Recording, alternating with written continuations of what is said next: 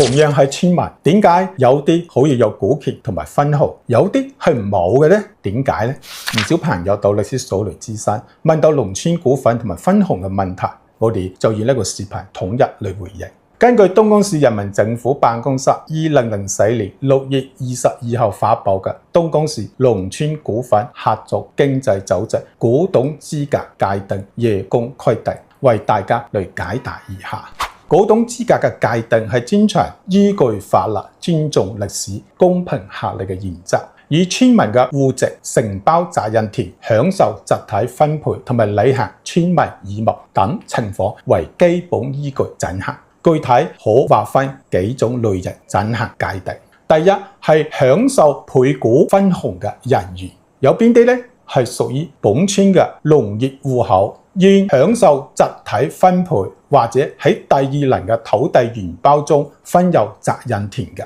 第二，現屬本村嘅農業戶口，而家享受集體分配或者喺第二輪嘅土地原包中分有責任權嘅最毒嘅大中專生現役嘅義務兵。第三，本村現享受集體分配或者喺第二輪土地原包中分有責任權嘅農業戶口嘅男性村民，依法取入並喺本村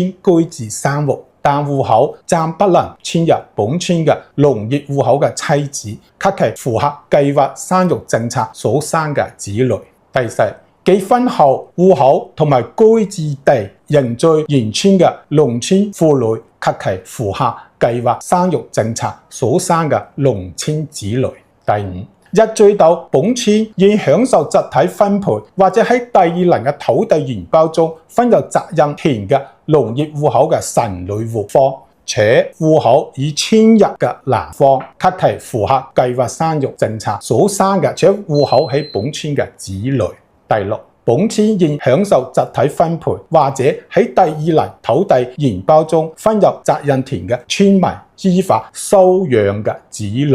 第二大類咧，享受配股但係暫時唔分紅嘅有邊啲人呢？第一，可享受配股但違反計劃生育政策法規超生嘅子女嘅村民，按市鎮規定嘅處理辦法處理完結後10年以上14年以下不能享受分紅。符合生育規定嘅但係唔夠間隔生育嘅村民，按市鎮規定嘅辦法處理完結後4週年內不能享受分紅。第二，可享受配股嘅村民違反計劃生育政策法規超生嘅屬本村農業戶口嘅子女，可給予配股，但必須按市鎮規定嘅處理辦法處理完結並購買股權後，先至能夠享受分紅。第三，可享受配股，但仍喺留校、服役、解毒、逃避兵役處理期間嘅農業人口。